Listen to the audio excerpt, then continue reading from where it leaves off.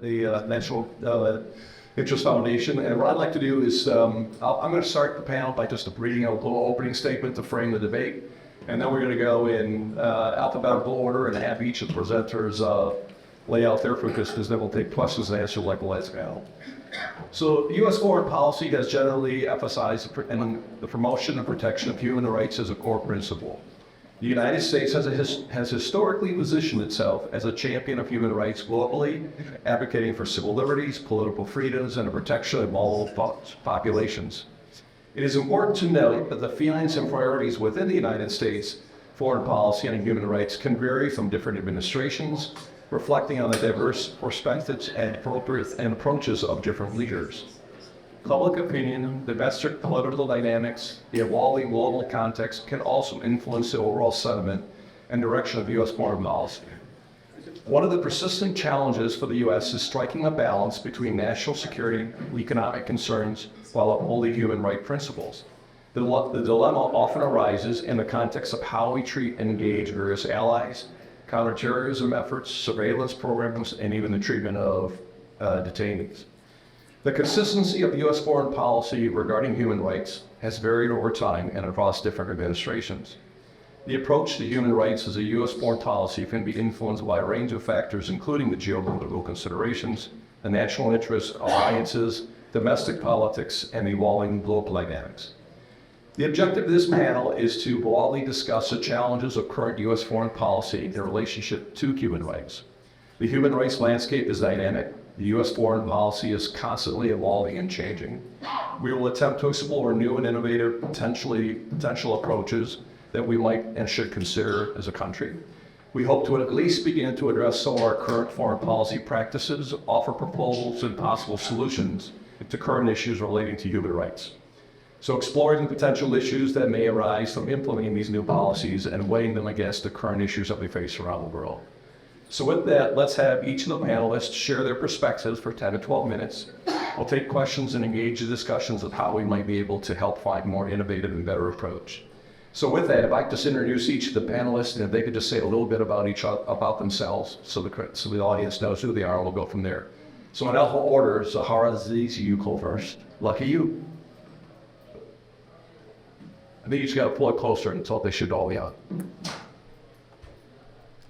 My name is Sahar Aziz. I'm a law professor and Chancellor Associate Scholar at Rutgers University Hospital. I'm also the executive director of the Center for Security, Race, and Rights, which is the formerly first civil rights center at a U.S. law school that focuses on the civil human rights of Muslims, Arabs, and the South Asians here in the U.S. as well as abroad.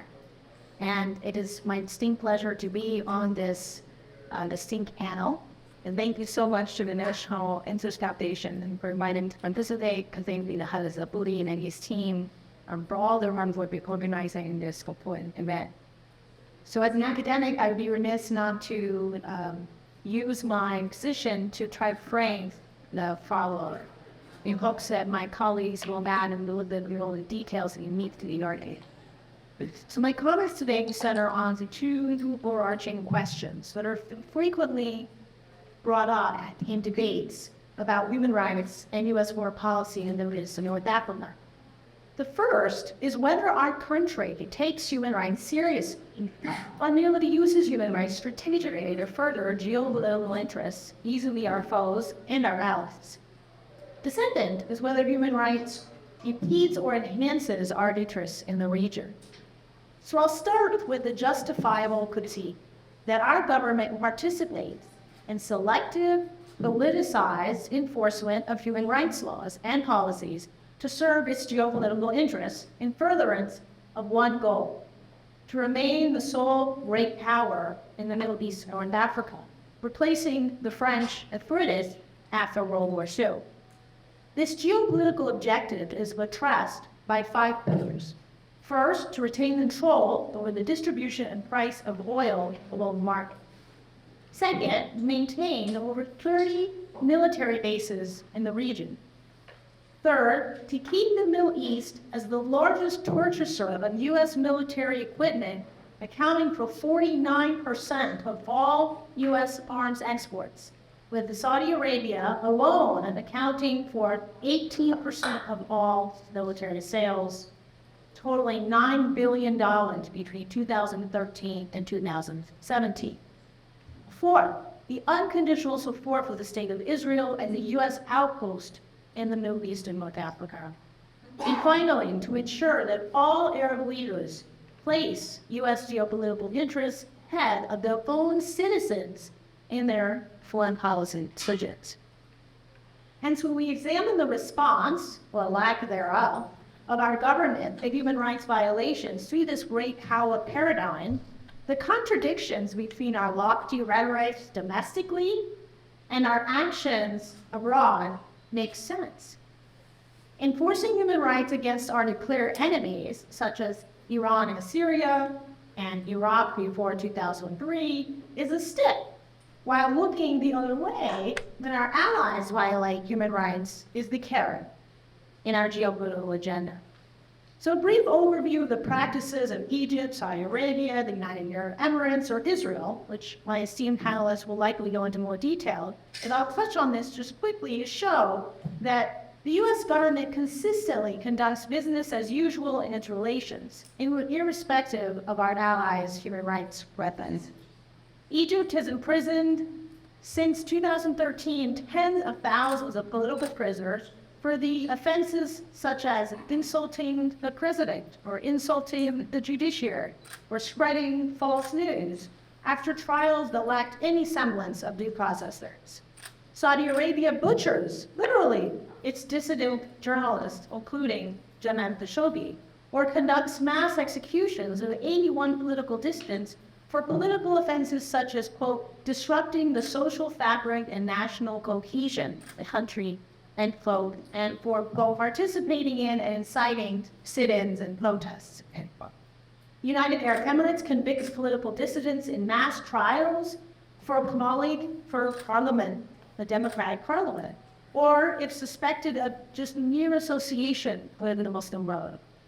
Israel has established an elaborate system of apartheid that for over 60 years has dehumanized and collectively punished millions of Palestinians based on racist notions of Jewish supremacy and Arab inferiority. And each of these allies has a record of torturing its political prisoners through brutal violence, denial of urgent medical care, or indefinite solitary confinement. Nevertheless, our government continues to conduct trade, sell military arms, and invite their rulers to the White House. And when our allied nations do not cooperate, our government officials suddenly discover the importance of human rights through mild condemnations and then temporary halts on a tiny fraction of the foreign aid. In stark contrast, the U.S. government takes on the mantle of global human rights defender in its dealings with its stated enemies. The State Department publicly condemns Iran for, quote, brutal attacks of violence against peaceful protesters and an ongoing repression of the Iranian people. Our Congress issues resolutions stating, quote, condemning the Iranian regime's human rights abuses against the brave women and men of Iran peacefully demonstrating in more than 133 cities, end quote. And the United States Commission on International Religious Freedom denounces Iran's pursuit of death sentences on religiously grounded charges against protesters asserting their freedom of religion or belief. And all of this notwithstanding that our government, the United States government, issued a Muslim ban with the blessing of our Supreme Court. While simultaneously propping up authoritarians in allied countries, the United States government condemns the autocracy of Syria. The Assad regime's human rights violations are censored, as they should be, but similar violations are glossed over when our allies are the perpetrators. These glaring inconsistencies undermine the relevance of human rights law in U.S. foreign policy, making human rights merely a tool in the geopolitical toolkit as opposed to an international set of norms to which all countries must be held accountable, including the United States of America. So it is no surprise then that the Israeli government flippantly dismisses allegations of systemic racism, that perpetuates massive seizures of Palestinian land and property, unlawful killings, forcible transfers, drastic movement restrictions, and the denial of nationality and citizenship to Palestinians. So this brings me to the second question of whether human rights impedes or enhances our interests in the region and within our own country. Why should we as citizens of this nation, paying taxes that fund our government's support, directly or indirectly, of regimes that violate human rights, even bother to care about human rights? The answer lies in the type of world and the type of country we want to live in. The biggest losers from the absence of human rights enforcement are civilians all over the world, including us, who can no longer rely on these universal norms to protect our shared humanity. For it is preserving this shared humanity that distinguishes between a world where raw power in the form of wealth, arms, and control defines how we treat each other as people and as nations. Human rights law sets the minimum threshold of dignity that we all deserve, regardless of the circumstances of our birth, which country, which neighborhood, which parents, which race, which religion from which we belong. Failure to hold all nations accountable for human rights violations sends a clear message. The law does not matter. That is, might makes right.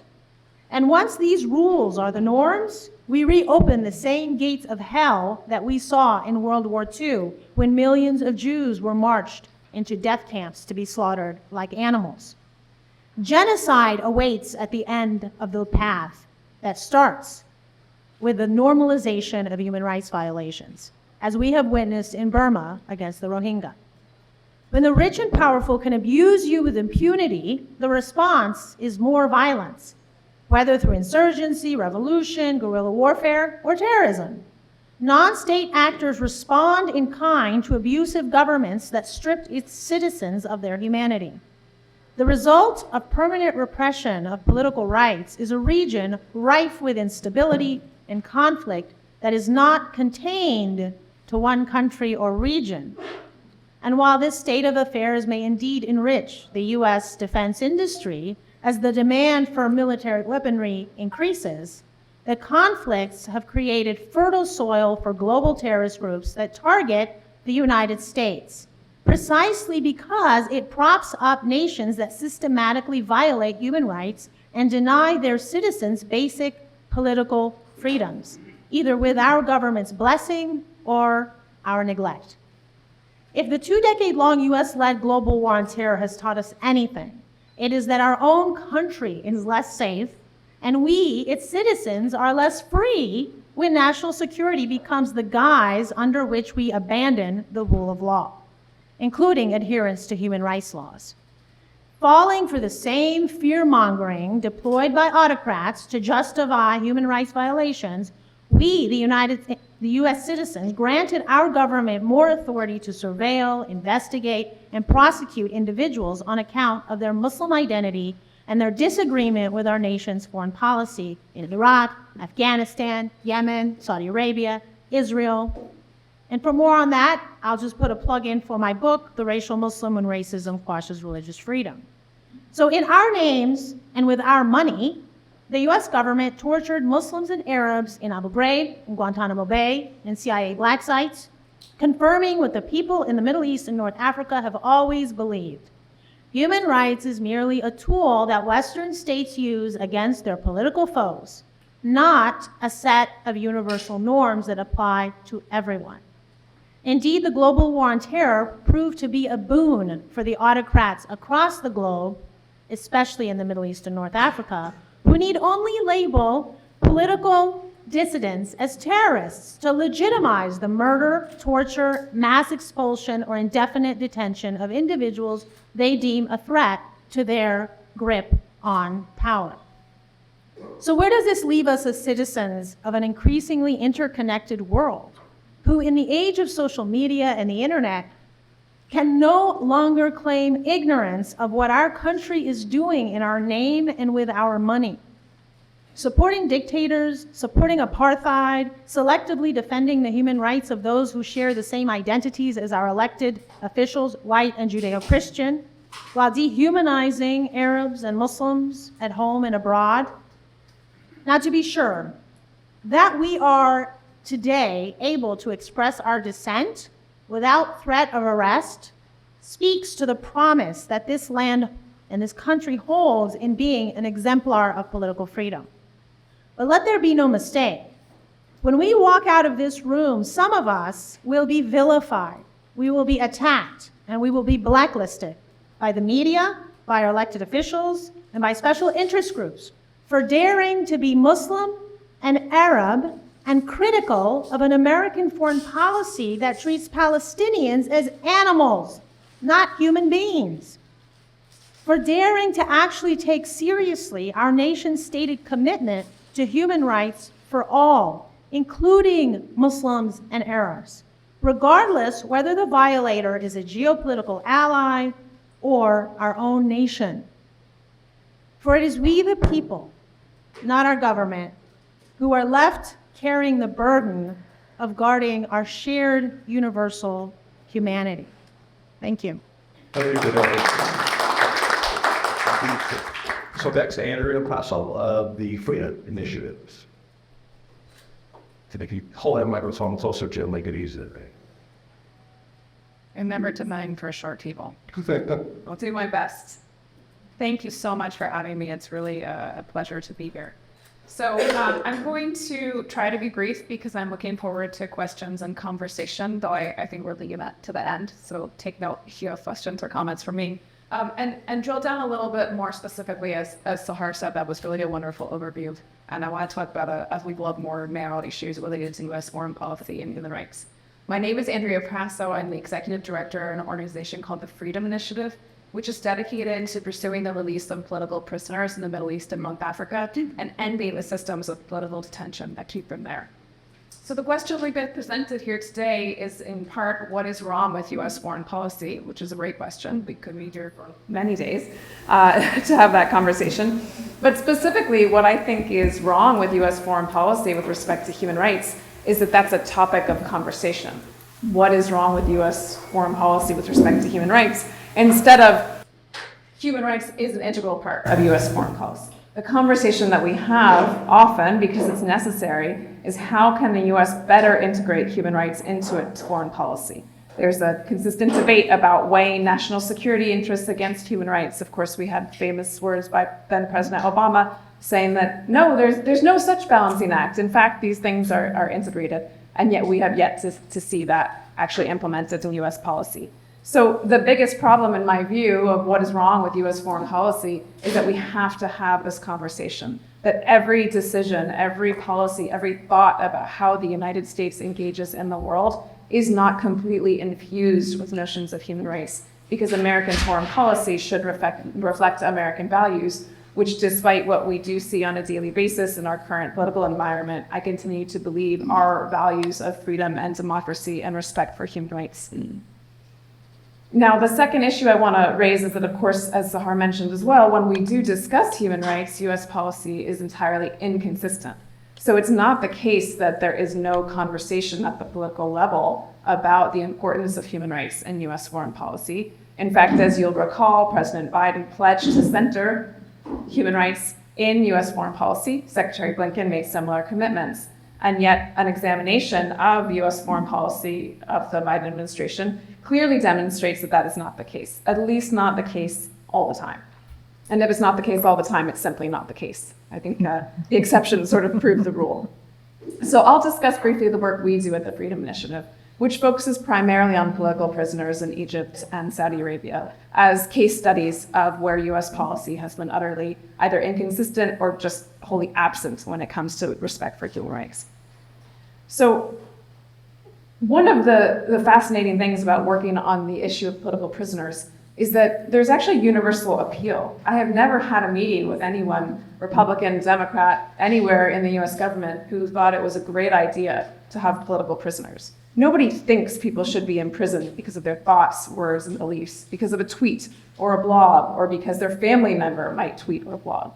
So the starting point in discussing US policy towards countries like Egypt and Saudi Arabia with respect to political prisoners is actually shared values, the belief that this is a problem, that the systems need to be changed, and potentially that the United States can play a role in that. But then when it comes to the practical realities, that's where things fall apart. And things fall apart not because people are not well-intentioned, not because politicians don't raise human rights privately and publicly. They do. But one of the things we've seen around the world is that actions speak much louder than words. So when we look at the case of Saudi Arabia, for example, first to go back to 2014, when I first started working on Saudi Arabia, there was very little political conversation in the US with respect to Saudi Arabia. When the war in Yemen began, suddenly there was an opportunity to have a conversation. Of course, the conversation was primarily about how can the US continue to support the Saudi-led coalition in its military campaign in Yemen. And even as human rights violations were consistently documented, law of war violations were consistently documented, it was very difficult to get people in Washington to pay attention. Instead, the focus was support for Saudi Arabia consistently. Of course, there was dissent, and there continues to be really important conversations, and ultimately the US changed some of its posture in terms of supporting that military campaign. But it was nearly impossible to have a conversation about the domestic human rights situation in Saudi Arabia, even if people would listen to a conversation about Saudi Arabia's foreign policy, until, of course, Jamal Khashoggi was murdered. Then suddenly we saw a massive political shift, but it was a very brief one. So for a brief period of time, it was de rigueur in Washington to be outraged about Saudi Arabia's human rights violations. Politicians on both sides of the aisle were consistent in condemning the conduct. And ultimately, as many of you know, the United States conducted its own intelligence assessment of who was responsible for Jamal Khashoggi's murder and concluded that Mohammed bin Salman, the crown prince and de facto ruler of Saudi Arabia, had ordered his murder. It's findings like these that led President Biden to say on the campaign trail that Saudi Arabia should be treated, and Mohammed bin Salman in particular, should be treated as a pariah. And then we fast forward to last summer. We'll all recall the famous fist bump between Biden and Mohammed bin Salman, allegedly designed to avoid a handshake. Nevertheless, it's the fist bump seen around the world, which sends a really powerful message to Saudi Arabia's rulers and to Saudi dissidents around the world, that the United States would stand with the Saudi regime, not with the Saudi people. We saw an almost identical result when it comes to Egypt, where there are estimates of 50 to 60,000 political prisoners. I was fortunate enough to be in Egypt last November during COP27, the UN Climate Conference, hosted in Sharm el-Sheikh when the US delegation was present.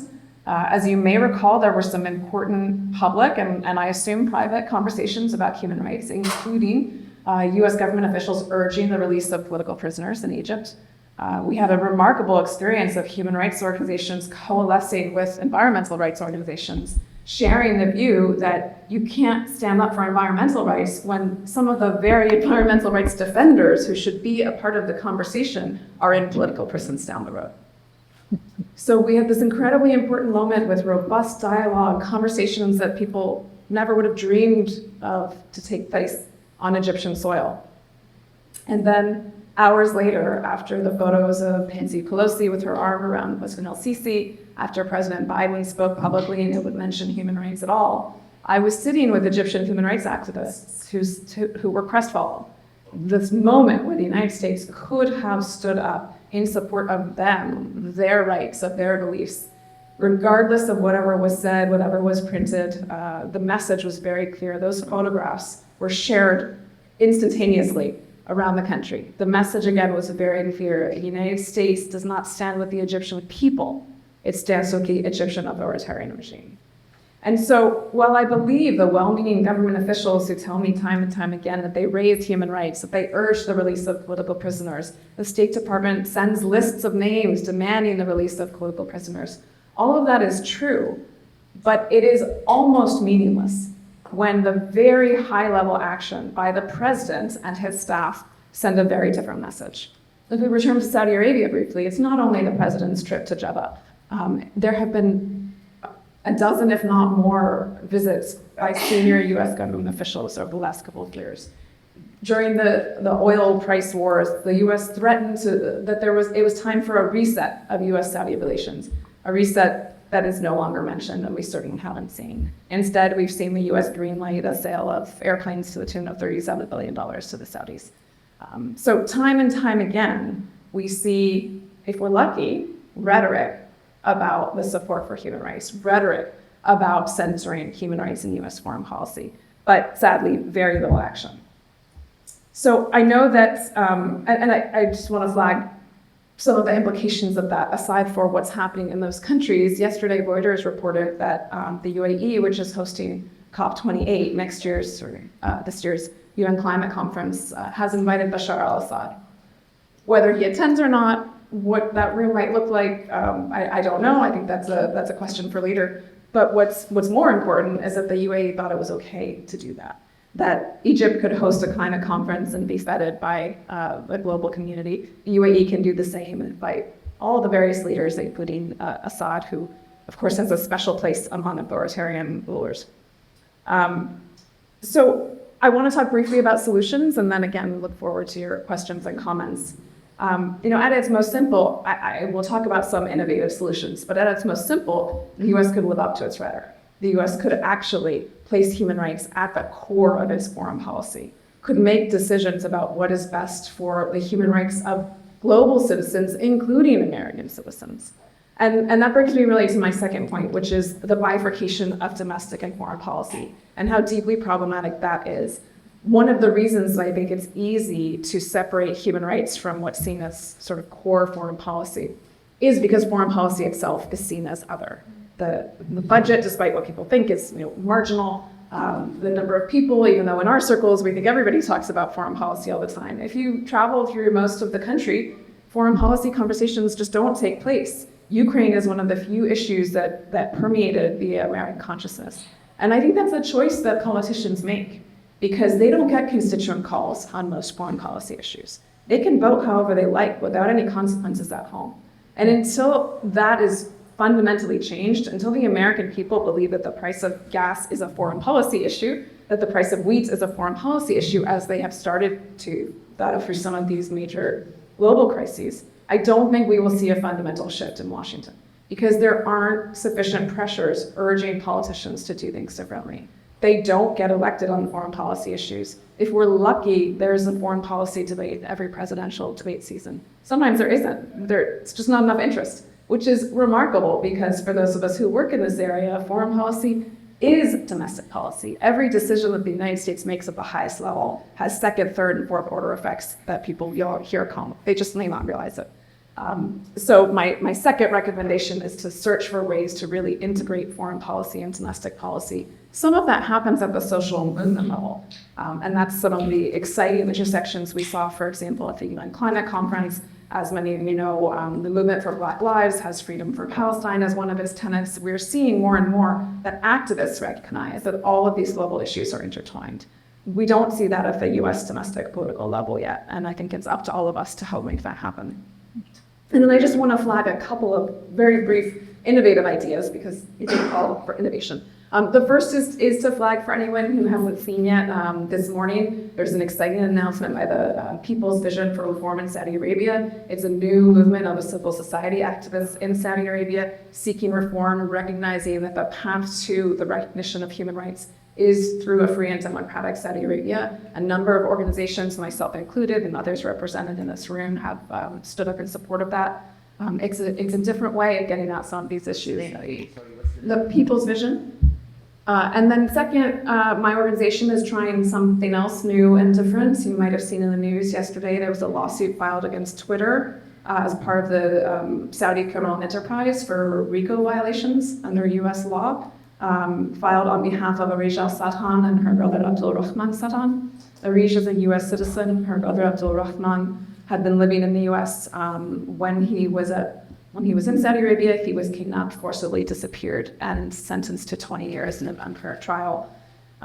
His crime was running a satirical account on Twitter, which criticized, among other things, the Saudi regime. His identity was unmasked by the Saudi agents who were working for Twitter, one of whom was prosecuted in criminal court last year in California. So Arish and her brother have filed suit against Twitter, against one of the agents.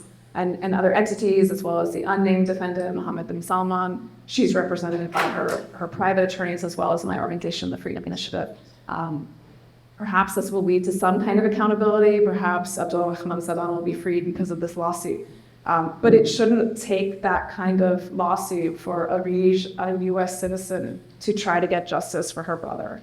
And what I hope you take away from today is that all of these, this failure to center generation foreign policy leads to people like Abdulrahman being disappeared in a Saudi prison, and the tens and thousands of others who are in political detention in Saudi Arabia, in Egypt, and around the world. So until every politician, every member of Congress, every member of the administration believes that they were elected or put in office to further the goals of human rights, I don't believe that we will see a fundamental change. Thank you. All right, thank you, Andrea. Bassam, you're next. You're put that mic closer to you. It's on for you, so it's got you got you step one. You already got one. Yeah, so after this aggressive tool presentation, I don't know what to say. Understand what I meant here, policy and diplomat, identity cooperation. When the UCC started, then establish the NGO, my NGO, of a friends for they say human rights, civil society, and then to find out the reality and that I want to discuss. So I will not mention anything.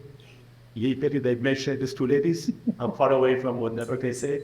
I will tell you the story of Syria that is clear what they were saying. So when the Syrian invasion started, this really story, clear story. It's not I was not talking about it, I think it's just to do the background of the skins, I say. When the Syrian revolution started, there was big debates with the international community what to do with Syria. Because at that time, Senator Kerry was running the east of the Bibi Netanyahu and Assad. And the last day of the year 2010, Assad and Netanyahu reached the peace agreement, and it was initiated by Netanyahu and Assad. When the revolution started, the debate whether in US or within DC, what to do now? Shall we support Assad? Was after the Arab Spring. Shall we support Assad for be against Assad? So there was two messages. The public messages, Assad should stop killing the people, blah, blah, blah, blah, blah. In reality, we were sending different messages to say, you can be the hero, can be, has peace with Israel, you can make reforms, everything will be fine. So for him, for Assad, he considered this as a green light to go forward by killing people, because the headed will enter table messages saying you are okay. At least this one Assad understood. The Americans, they were saying it's not okay. But use this movement in Syria to kick out a bold region. We don't have to overcome the same regime in courts. Make some kind of free balls and make peace with Israel and everybody will be happy. That didn't happen. So second step. So the Turks jumped in. They were very close with Assad and they came to Erdogan. And he said with Obama and Erdogan, they said. And they said what to do with Syria. They didn't know what to do with Syria. They say, you know what, this be the time. They put a bunch more for acting when the people of Syria killed by Assad regime is 5,000. So it's not about time, it's about the number of people who are being killed by it.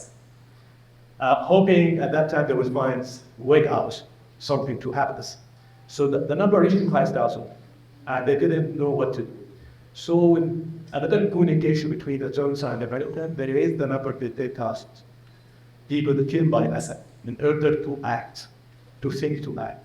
That Assad, there's no way to do whatever. And the number reached to 10,000.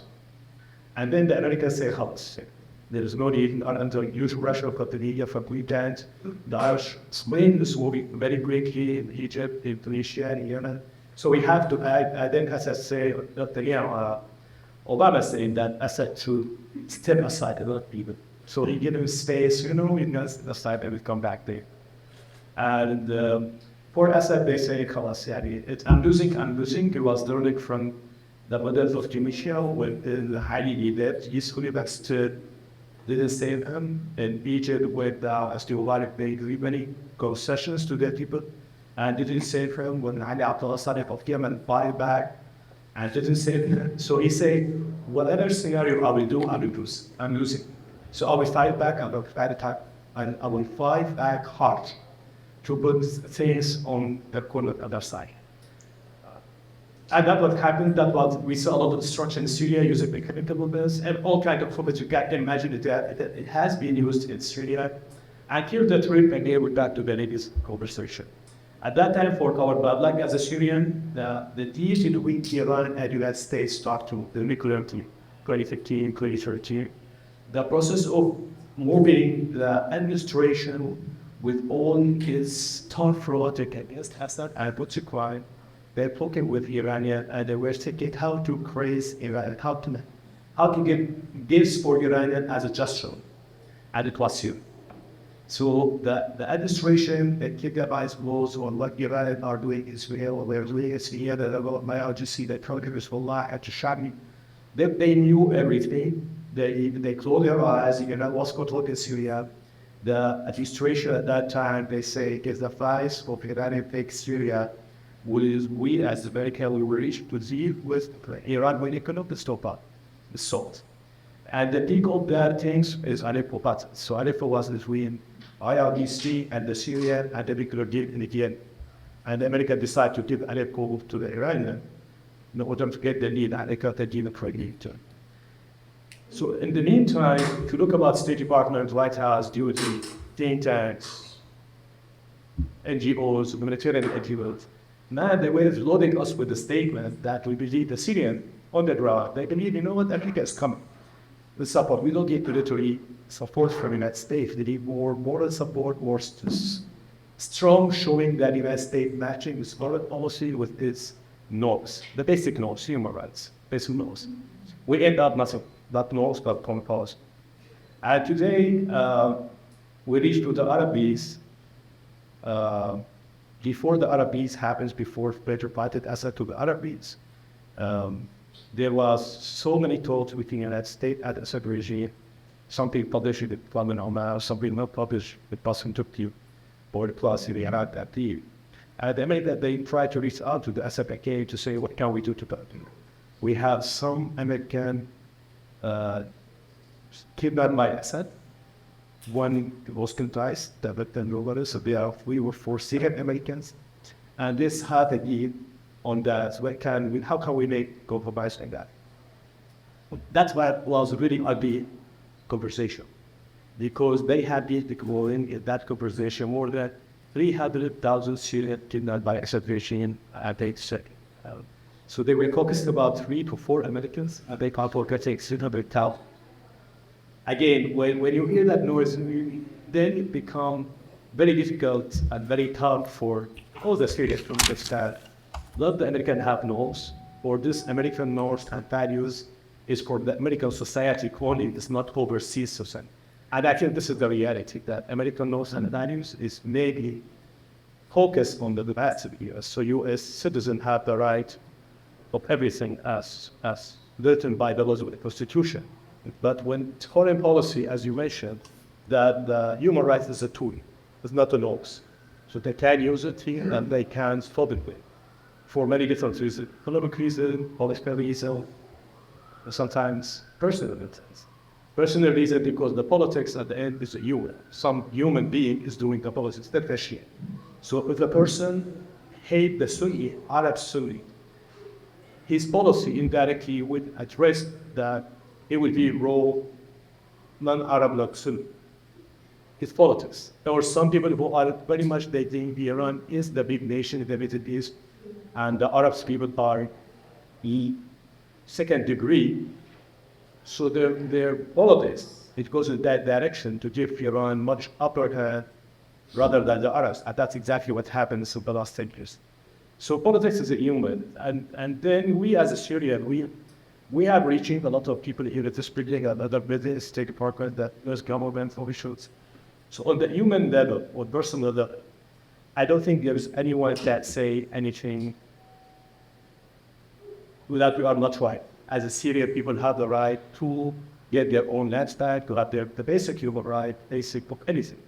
Just to live normal life, just any human being. There's no need to have other guns or be kidnapped, chemical acts, or the whatever. Even today, with all the discussions between the Arab nations and Assad region, We have around 1.2 million Syrian in Lebanon, all of the same number in total, 3 million plus in Turkey, 600,000 in Iraq. So only the neighboring country, we have around 7 million, 6 million Syrian.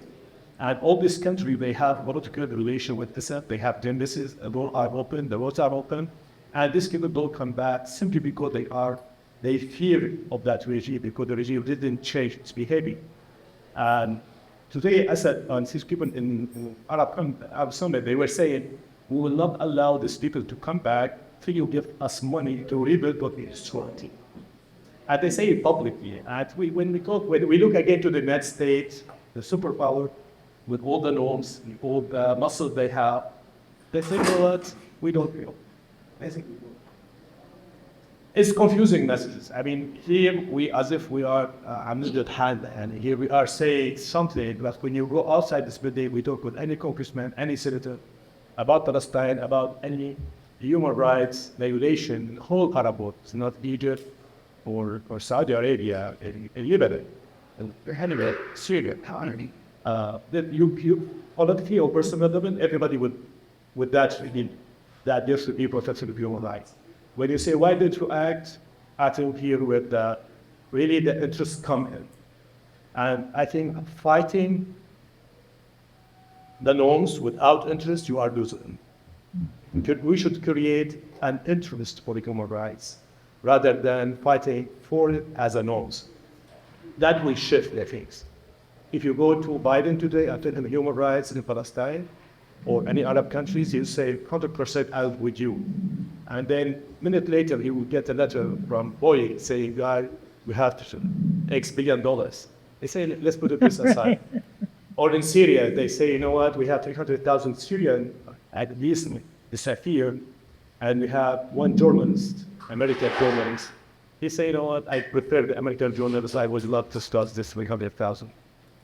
And we are losing. So when counted, sorry, I'm finishing up. I'm just telling stories because I don't have a background. So I think we should match the interest in the foreign policy of human rights rather than defending it or promoting it as U.S. norms, because this U.S. norms, my belief, is only for domestic use or for U.S. citizens, not for overseas. Thank you. I want to call you. Thank you very much. Sorry, as you will notice, I lost my voice because my granddaughter visiting me for the last 5 days. So I'm sorry about that. So you could feel exactly the whole day.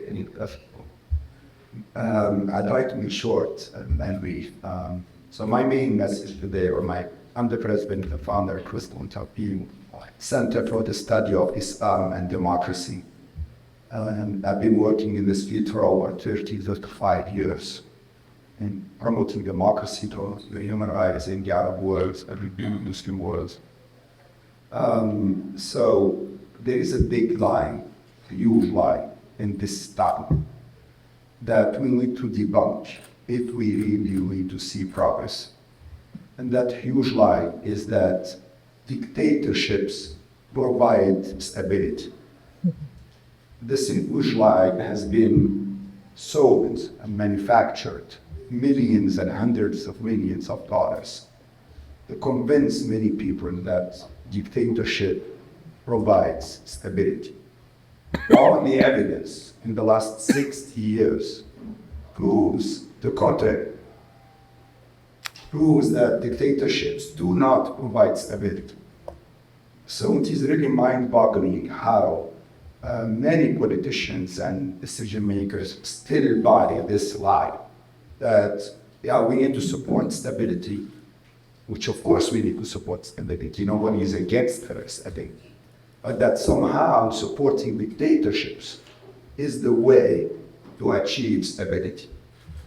If you look at many countries today in the Arab world, many countries today all over the world, you will see that there is no stability because they have been ruled by dictators and dictatorships for the last 30 or 40 years. So dictatorship gives you a fake stability, gives you the impression of stability, but it's not real. It is stability until it explodes. That's the kind of stability that we are buying. It is short-term, very short-term stability, and it is fake stability because it's going to explode at any moment when we don't expect it, and nobody knows that it's going to happen. And when it explodes, we all pay the price in terms of human life and human suffering, but in every other way, even in monetary, financial costs. Look at how much the United States is paying just in 1 year in Ukraine, $35 billion just to try to save Ukraine, and they're not doing a good job, obviously, because Ukraine is being destroyed. So we need to debunk this idea that supporting dictatorship is the way to achieve stability. This is the number one big lie that it's hard to fight it because, again, it is funded by millions and hundreds of millions. Yes, from where? From these dictators. All these dictatorships and dictatorship regimes are paying hundreds of millions of dollars to the media, to lobbyists, to anybody, to think tanks in Washington. Think tanks. Supposedly independent. Most of them now have been bought by UAE money and Saudi Arabia money. Most universities have been bought. Some of the top universities now receive hundreds of millions of dollars from UAE and Saudi Arabia. And so, of course, they will be very reluctant to say anything critical of UAE or Saudi Arabia when they are receiving tens or hundreds of millions of dollars. I was at a conference recently, a couple of months, at Harvard University. Harvard, probably the richest university in the world. They had a conference, and some of this conference, or the center that was organizing this conference, was funded by the UAE. So they had a whole panel in this conference on how UAE is such a model for the Arab world at Harvard University. So we really need to work hard to debunk this idea that dictators are providing stability. There is also another smaller lie, in my opinion, not as big, but smaller lie, which is that we need to focus on the human rights rather than democracy. I believe dictators love to talk about human rights because it's a cat and mouse game. We have tens and hundreds of organizations all over the world that talk about human rights, but they are about one issue in particular. So the dictator state, it gives them a way to play cat and mouse. Okay, you want to talk about women's rights? Okay, we'll talk about human rights. We'll put a woman as minister, or prime minister, or foreign minister, or we'll organize a big conference on women's rights in the Arab world and we'll exclude. You want to talk about the environment? Okay, fine, we'll do a big conference on the environment. Even if you want to talk about political prisoners. I used to work in this field also, and sometimes we organize a campaign for a year. You release one prisoner. A whole year campaigning every day, we release one prisoner. And then what is the result? The regime will release that prisoner. At the same day, will arrest 20 other prisoners. This has happened many times. Okay, all the attention goes to that prisoner, all the media attention and focus and big hoopla, and the State Department talks about that and all that. Okay, he releases that prisoner. He gets a big thank you, as if he achieved something. Yeah, okay, this person was released. Oh, great. Everybody's celebrating. At the same day, or sometimes even before he's released, 20 other prisoners or 50 other prisoners are arrested. And then we have to work for another 5 years to release the other 20 prisoners. I call it a cat and mouse game. We never win. The reason I defend democracy is democracy changes, or the goal of democracy is to change the system, not just one issue. It changes the system. The system is not dictatorship anymore, it is democracy. And that's how we can really achieve human rights, in my opinion, in the long term. Human rights has to be seen as part of democracy. And the fight is for democracy, not only for human rights.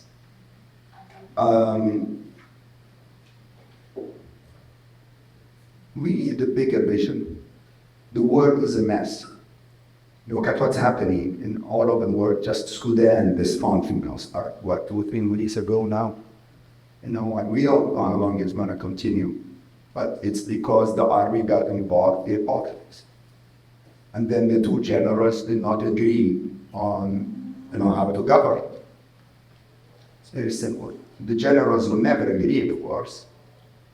And then you will have civil war. And people are dying. People are being killed every day. This happened in Algeria in the 90s. They had elections, and the Algerian army did not like the results of the elections. They canceled the second round of the votes. They had civil war for almost 10 years. We don't know the number of people who died in those 10 years, but it's estimated that 200,000 to some people say 500,000 people died in the 90s here in Algeria alone. So we need to get united, first of all. We have too many organizations, each one working by itself. They are all doing a great job, but each one working by itself will not get us anywhere. We need to have a strategic vision, and we need to work together. We need to become more united.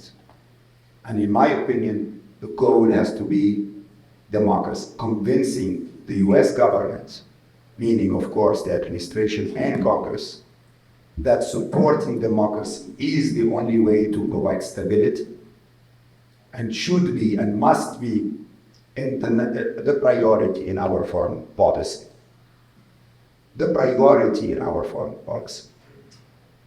And that's how we will make this world a better place, if not for us and for our children. Granted, democracy is not a magic wand. It doesn't mean that in 2 years it's going to solve all the problems. I'm from Tunisia. We had democracy in Tunisia for 10 years, between 2011 and 2021. It didn't solve all the problems, but it was real. It was a true democracy. Tunisia was considered free for those 10 years by all the international organizations. The only other country that was free, meaning that you can say whatever you want and you will never be arrested for expressing your opinion. Just today, or in the last 2 days, 3 journalists have been arrested for writing articles in Tunisia. One of them sentenced to 5 years in jail for just writing one article in Tunisia. So we need to work on convincing our policymakers, our decision makers, whether Congress or the administration or even of 2 things. First of all, dictatorship does not provide stability. And number 2, democracy is the only way to provide stability and to provide peace in the world in the long term. I grant you that during the transition, there will be problems. And democracy is messy, as we know. Even in this country, democracy sometimes is messy. It's not perfect, but it's a million times better than the alternative, which is dictatorship, or supporting dictatorship with this lie that somehow they are providing stability or economic development, while they are providing neither. And the world, especially in the Arab world, especially in the Muslim world, is becoming more and more unstable, more and more dangerous every day. And I think that as American citizens, we are responsible for our foreign policy whether we like it or not. We are responsible. And if we don't like it, it's our duty to get organized and to fight back and to improve our foreign policy. Last comment is, yes, of course, the United States is defending its interests, of course. I keep saying, I've said it for 20 years. The United States is not a charitable organization. You want charitable organization if you go to the NGOs and they do things for charity. I don't expect that from the United States. The United States has to do what it thinks is its own benefit, its own interest. I understand that. But I firmly believe that it is in our interest to promote democracy. That's why we should be promoting democracy, because it's in our interest. And of course, also in the interest of the whole world. If we want a more peaceful world, a more humane world, with less wars, less suffering, less destruction everywhere, we will gain. It is in the interest of the United States. The simplest thing we will win is that people will love the United States instead of right now hating the United States. By the way, they all want to immigrate here, so they like the United States in the inside. And the inside is great, but our foreign policy, it is a disaster. And that's why a lot of them hate us, because we are seen as hypocrites. If we change that, the whole world will love us again. And it is in our interest to do so. We're not doing it as a charity, but it's in our interest. We need to get more organized, and that's my appeal to you. Thank you. Thank you very much. Well, I think this panel has laid out why we have some pretty serious challenges with respect to dealing with American foreign policy and what we have to do. We'd like to take some questions from the audience if anybody has anything. I see one up here. Okay, we got one back here. Thank you all for your statements. I have a question about Syria. So, the Assad regime is turning to, or increasingly using narco trafficking to fund its activities, specifically Captagon, which is produced in factories and smuggled across borders. So my question is, what is the United States doing to combat the illicit flow of Captagon, and by extension, what is the U.S. doing to fight the funding of authoritarian regimes that enables them to commit these human rights abuses? Yeah, I'm not sure that's the question that really fits. This panel. I mean, the issue is there's not much that's happening. I mean, it's not really. I'm not sure anybody has an answer to that.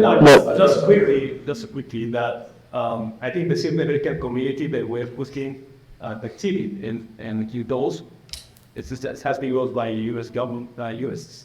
Congress, push the U.S. administration to put them down within 6 months to deal with that may considering that the drugs is threatening for U.S. national security. So they are addressing that issue from really discuss out of our sort of the state and or allied with them. And that basically what the law says.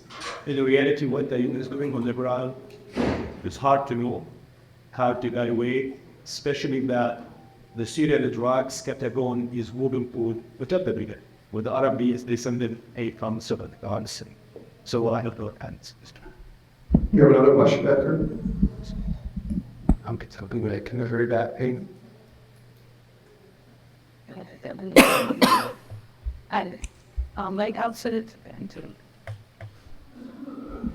My question is for Professor Sahar.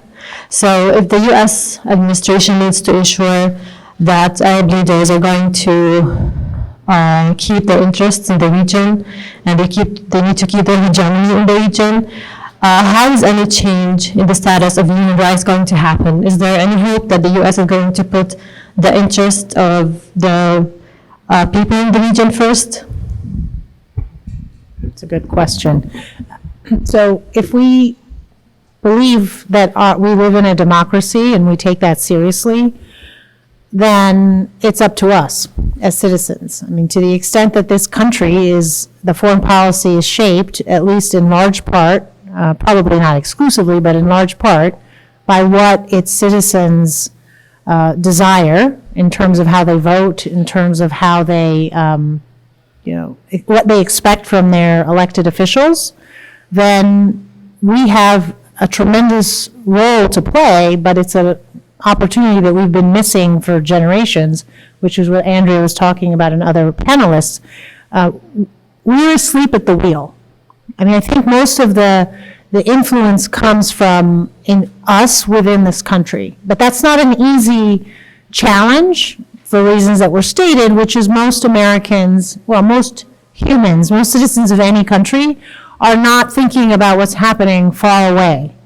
And so the real challenge is trying to convince as many, a majority of Americans that it is in their interest, it does affect them when our country supports autocrats, does not hold our allies accountable for human rights violations, does not even subscribe to many international tribunals that are intended to enforce human rights violations, such as the International Criminal Court. So I think the first step is for us to do that. Just the other issue is, well, I would be remiss not to lament, because it's still very depressing to think about. We had such a historic opportunity in 2011 when our country could have been on the right side of history, because the people of the Middle East, especially in Tunisia, in Egypt, in Yemen, in Syria, I mean, Syria was a little bit more complicated, but certainly in Tunisia, Egypt, and Yemen, they did what we thought was impossible. They freed themselves. They took enormous risks. They did something that I don't think that this country would not have done, or it hasn't done at least since its founding. And what we could have done and what we should have done is intervene in ways that actually supports their indigenous democratic processes, as Radwan says. We're clearly interventionist. I don't think we're ever going to be non-interventionist. We need to just accept that. And perhaps that's part of being a superpower. But can we be interventionist for the common good? Can we be interventionist that actually is consistent with what our ideals and values and principles are? And I think this is where we utterly failed. But again, that was 10 years ago, and at this point we have to look ahead. But the short answer, and it's not an easy thing to do, but I think it's the most effective thing at this point, is to get Americans to care about foreign policy and to make them see the connection between decades of supporting dictatorships and the rise of global terrorist groups, to get them to understand the connection between attacks on our U.S. military, attacks on our embassies, attacks on us as a country by non-state actors, and not dismiss them as whether these are rational people or just a bunch of criminals, but actually try to understand, there's a reason why they hate us, and it's not simply because we're America. It's because we have directly contributed to making their lives miserable, right? Sally, what else? I would continue what she says in the practical life, away from, I'll tell you about Syria. One of the major disasters we had in Syria is the interest of the superpower United States when they looked into Syrian revolution. When the Syrian revolution started very Syria. We are talking about dignity, human rights, equality, civil society. I mean, this kind of just basic norms on people that go to the street. The major problem, disaster we have with the Islamists, they take over the revolution and change all the slogans to be Islamist. That was the turning point, the big turning point, the ugly turning point of the Syrian revolution. So from the US and the Western countries, where they were looking about a group of people who were talking for civil society, the norms that we're talking about, suddenly they moved to slogans that has too much Islamists, and they hosted Islamist military group, then Islamists, and so on, So from DC and the Western country, they say, which is better, the Hassan, the ugliest guy that we know he's serving our interests, no matter how ugly our interest is, or these people, Islamists, immature, connected to terrorist group, and we don't know who are they. I don't know if they are representing the people. That goes to the circles, which reach out to say, we don't care, we keep Assad. And that's exactly what happens. Today. Yep. And something. So my point is, if we want to help our countries, it's not about democracy and the human rights. It's about teaching the guys over there what the interest is, how we empower our own national interest as Arabs, and how we try to match the outside interests, because this is not charitable war. It's literally it's business war. So, Bassam is speaking about the Syrian experience, I'm speaking about the Tunisian experience, and it's not the Islamists in Tunisia. That was not the problem. Because the Islamists, first of all, they were very moderate, as all of you know, Sahar Aziz and all that. A lot of people said, what makes the Islamic you're almost secular, so they are very moderate. So that was not the problem. More than that, Ennahda lost the elections in 2014, and since 2014 it is a secular party, led to this that has been ruling from 2014 until the coup happened in 2021, 7 years. Ennahda really ruled only 2 years, 2012 to 2013. And in reality, Tunisia received more assistance from the United States and the international community when Ennahda was in power, when the Islamists were in power, more than the Tunis afterwards in those 7 years. So in the case of Tunisia, it was not that the Islamists were in power. That was not the problem. It's just that we do not have an agenda to support democracy. That's it. We don't have as our goal in the United States, in the State Department, in Congress, to support democracy. In Tunisia, we gave 200 million assistance per year, which is nothing per year to this nascent democracy. 70% of that went to the army and the police. During the democratic transition, 70% of our assistance went to the military and the police. We don't have a priority to support democracy. And in Tunisia, it wasn't the Islamists versus secularists. It was whether we really cared about democracy or we care more about fighting extremism and terrorism and strengthening the army and the police in order to fight extremism and terrorism. And that's all that's what dominated the assistance and the support to Tunisia. And democracy was dying because we did not provide any economic support to sustain the economic situation in Tunisia, which kept getting worse and worse until the pandemic hit.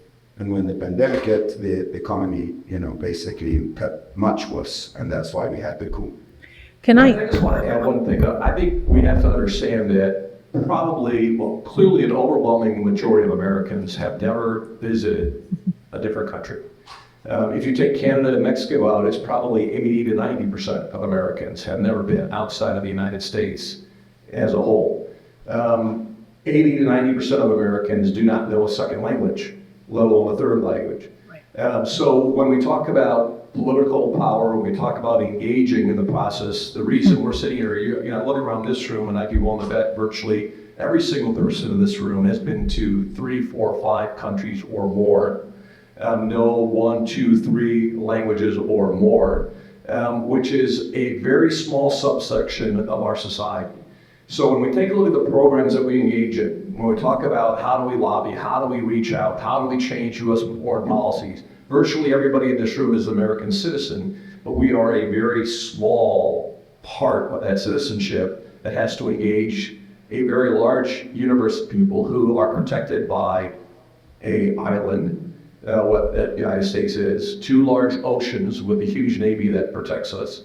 And so we don't necessarily feel the pain until there is a terrorist attack, and then we turn around and say, well, let's send our men and women off overseas to fight that fight over there. So I think that this panel has been extremely valuable in the sense that we're talking about the challenges that the inconsistency of American policy.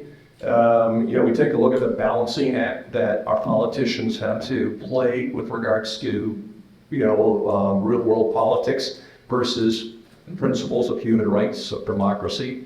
But there's a huge educational challenge that we all have And then what's one of the reasons that the National Interest Foundation does what it does, the reason we're all sitting in this room, many of you belonging to different organizations, it's not just talking to ourselves that's important. We have to be reaching out and bringing in other people to the table to understand the challenges that are ahead of us. And so I think that one of the things that I will summarize, because lunch is waiting and there's nothing worse than being the last speaker between lunch and the group, is to say that I would just encourage everybody to continue to engage. We'll have you ask the last question. We'll continue to engage, to make sure you bring other people to the table who've never been before, because they need to understand. Most people don't even have any idea what's happening in the Middle East, even though we've just gone through 2 decades of some very hard, serious issues of wars and problems, and still most of Americans don't know. Let's close with that question. Before you do that, I want to bring up just 2 points. The first is, we have a structural problem in education. This is one of the most provincial education systems in the world. So if you want to solve the problem, make sure that every student has to know at least 2 languages fluently. But I want to point out what Radwan said. Supporting democracy is not the same thing as supporting democracy conditionally. If the people we want to win, and if they don't, then suddenly it's not democratic, it's flawed, and it's autocracy. We have to respect other countries' sovereignty, and we have to respect that they're going to go through their own processes, just like we did, where we had an authoritarian in the White House. He was an authoritarian in terms of personality, in terms of attacking the judiciary, in terms of attacking civil society. I mean, the list could go on. But what we had in place was institutions and a system that could remove him non-violently. And we have to allow other countries who never had the opportunity to develop their own democratic systems, in large part because of European colonialist powers, which we've now replaced indirectly, to go through that process and then think, how can we intervene in ways that supports the process, the values, the indigenous cultures, which does include Islam, and there's nothing wrong with that. And you have to let the Muslims hash it out intellectually, politically, to figure out what is the role of Islam in their societies, and that is their dispute to have. And we can't sit there and impose our separation of church and state on them, which is very much about the Protestant Reformation and the disputes between the Catholics and the Protestants in the church and society in Europe, which we're superimposing on a different part of the world. So it's really figuring out what are the key principles that guide us, and then sticking to those principles. And of course, none of that is going to happen if we don't have a population that is informed, that is educated, and that is actually committed to the values that it's indoctrinated to believe in schools, and actually expects its government to act on those ideals.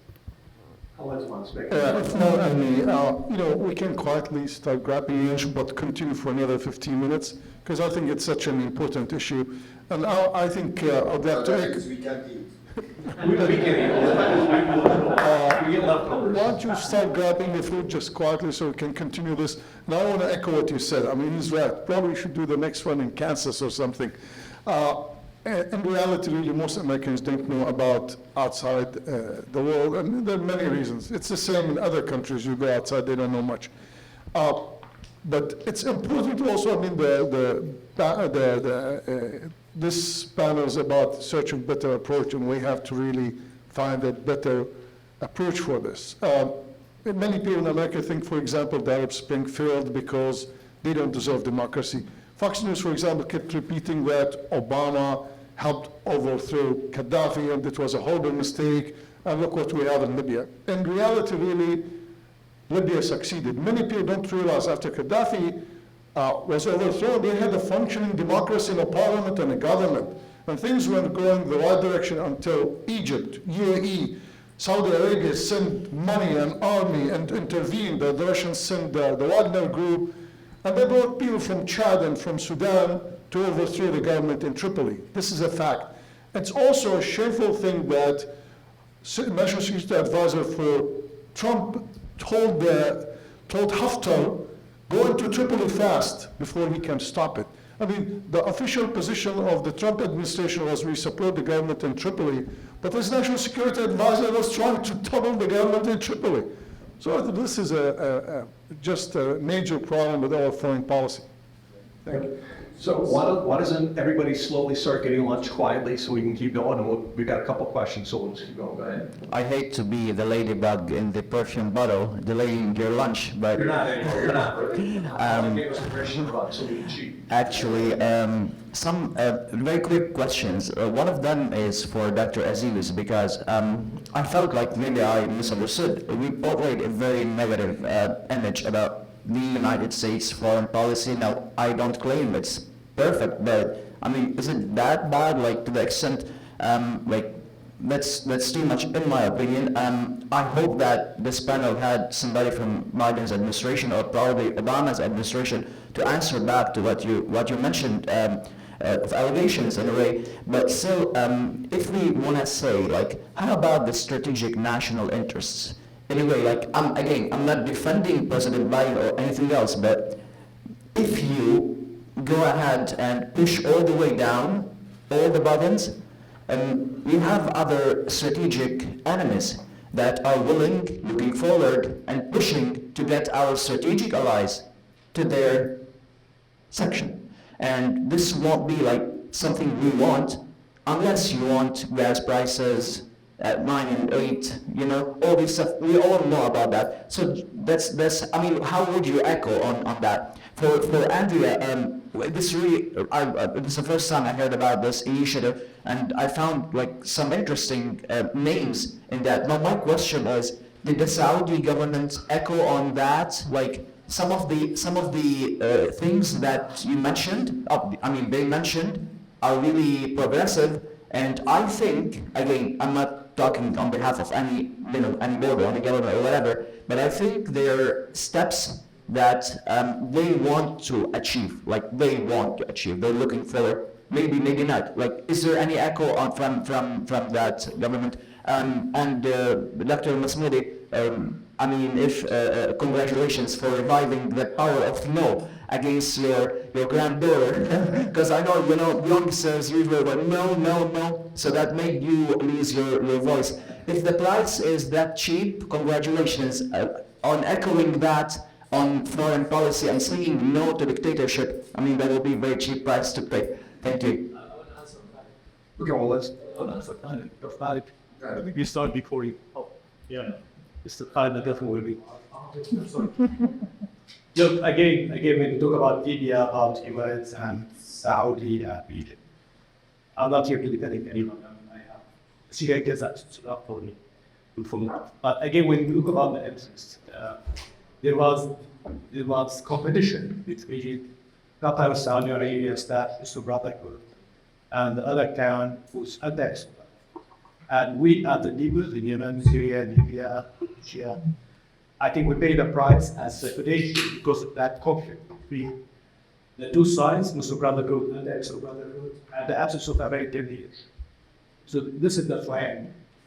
So from one hand, you say, why allow Turkey to take over Libya as Muslim Brotherhood group, and not allow Egypt or other group to say, we need a second.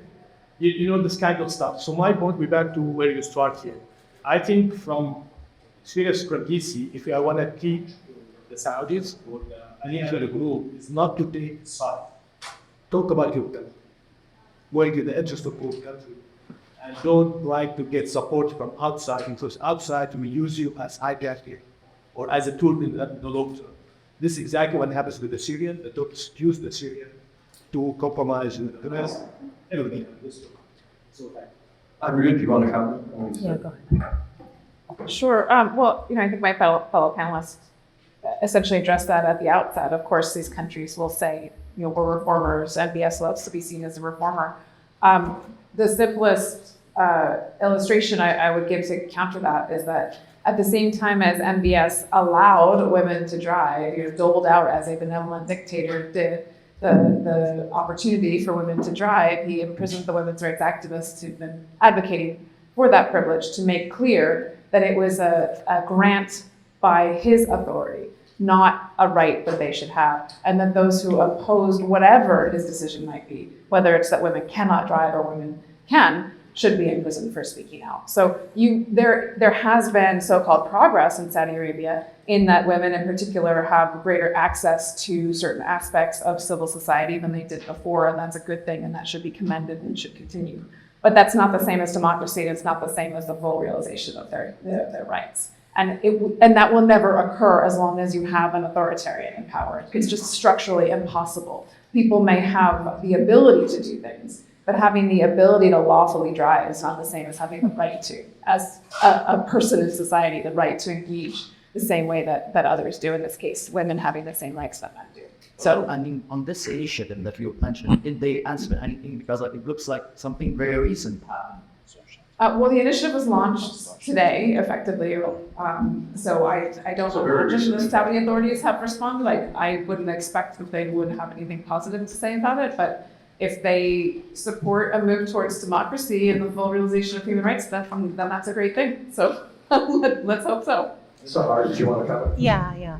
So I just want to bring us back to the center of the conversation, which was about human rights.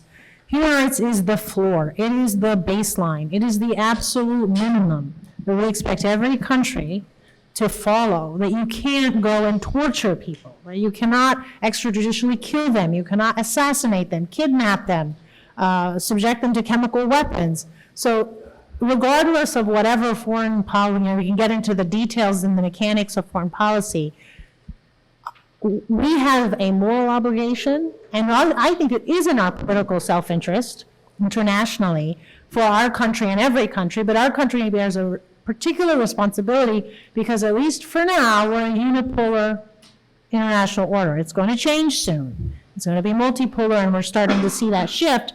But as long as the U.S. is either the biggest player or at least a major player in the international order, it has a responsibility to enforce those norms. And I would say that to any other major player in the international order. We can't require other countries to do that, but we can, and we have a unique privilege, is that this is a democracy for now, right? We're still a democratic system.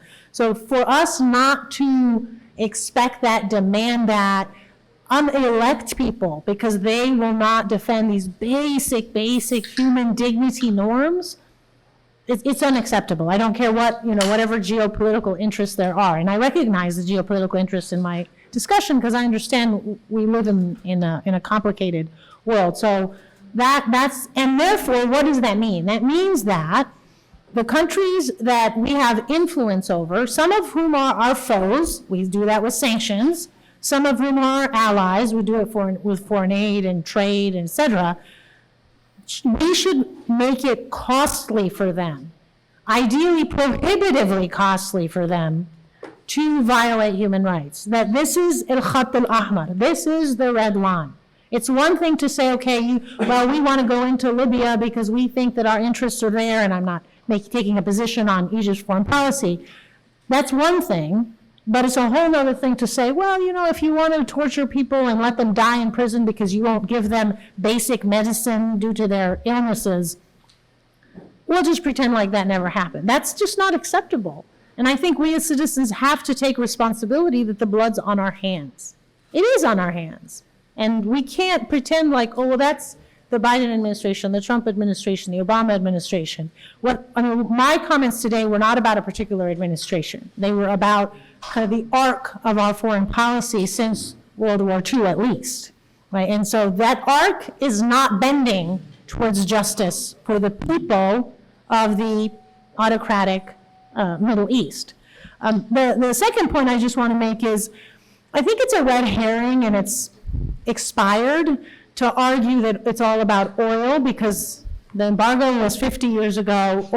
The source of oil has diversified tremendously. We have in the United States large reserves of oil, and we're anyway going into a new era, which is the real threat, I think, to the Gulf countries of new energy that is no longer going to be as reliant on fossil fuels. So I think it's not simply about I don't think we're going to have $9 at the gas station. And in fact, what did Mohammed bin Salman do right before Biden was about to be elected? He cut the supply. Biden still got elected. The prices went up a little. We dealt with it. I think that's somewhat of a red herring, although it's just part of the assessment. But I think it's about principled foreign policy. It really is. What are the principles that inform our foreign policy? And are those principles aligned with our values as a democratic nation? And if they're not, then we need to change our school textbooks to teach our children that you live in a country that supports torture. You live in a country that supports, arbitrary executions. Let's just be honest with ourselves and say all of that money, the billions of dollars that's going to military aid to some of these countries, is being used against their own citizens, not because they're, in self-defense, because they actually are a threat to the country, but simply because they don't agree with their government. So I think that's really what the conversation should be about when we're talking about human rights. Now, there is a separate conversation, and it's an important one, but it's much more complicated, which is what is our foreign policy in, when you're dealing with how are we going to interact with a particular government? How are we going to interact with a particular social movement or political movement? And that can be similar to our treatment in Europe, how we deal with Europe, how we deal with China, and so on and so forth. And that is going to be up for debate. It's very complicated. And I think that should be part of an open, democratic, transparent conversation. And ultimately, the elected officials are going to be held accountable. Robert? I don't think that the fight in the Arab world is who supports the Muslim Brotherhood and who doesn't support the Muslim Brotherhood. I think this is the pro-dictatorship camp wants to portray their action or the fight in the Arab world in that binary vision. Are you for the Muslim Brotherhood or against the Muslim Brotherhood? I think the real fight, and it's not just in the Arab world, but as you can see now, it's in all over the world, is there is a fight for democracy and the fight against democracy, for dictatorship. And the fight is intensifying because people demand for democracy is intensifying. So the enemies of democracy are now putting a lot of money, a lot of resources to fight against democracy. The intervention in Egypt, in Libya, in Syria, in Yemen, and now in Tunisia is not because Saudi Arabia or UAE is afraid of the Muslim Brotherhood. Saudi Arabia and the UAE, in many respects, are more Islamically conservative than the Muslim Brotherhood, and certainly than Anatha and Tunisia. So to say, they're afraid of political Islam, Saudi Arabia created political Islam and has one of the worst versions of political Islam, which is the Salafism. So the real fight is, are you pro-democracy or against democracy? That's the real fight. Whether the people of Syria or Egypt or Libya choose the Muslim Brotherhood or not, that's really up to them. That's not up to us or up to any other country to decide. That's up to them. And as I think Sahar mentioned, they have to learn the game of democracy. And it takes time. It's not overnight. And Democracy is a lifestyle. so the real fight is, are we pro-democracy or are we against democracy? And let the people choose. And let the people hold their governments accountable. That's how you build real democracy. So excellent conversation. Thank you all very much. We got to move on to the next. I have a story. It's got to be a very quick story. You're now already up to the next panel. Very quick story. I'm very materialistic. I don't believe too much in the theories and the ideas because it's life easy when it's just about our part. But one U.S. ambassador in Syria, 2011, 2012, he went from Damascus, he did the website, he went from Damascus to city of Canada. And there was big civilian demonstration when they saw the American ambassador came. They thought the American democracy, American values. They throw flowers on him and so on and so forth. And that pushed up the Syrian revolution with the street war because they thought this is American message. And the real message of that guy was, he wasn't appointed by the Senate, he was appointed by executive orders from Obama, and he wanted to tell the Senate I was a good guy, so elected me. So the Syrian perception of democracy and human rights and American value caused them thousands of lives because a person, ambassador, if you want to be good, I never happens. My point, I full respect my panelists. We cannot push the people for unrealistic dreams of American intervention or supporting the norms of American work ethic, as long as there's interest much higher than that. Thank you. All right, let's go change our lifestyles. Thank you.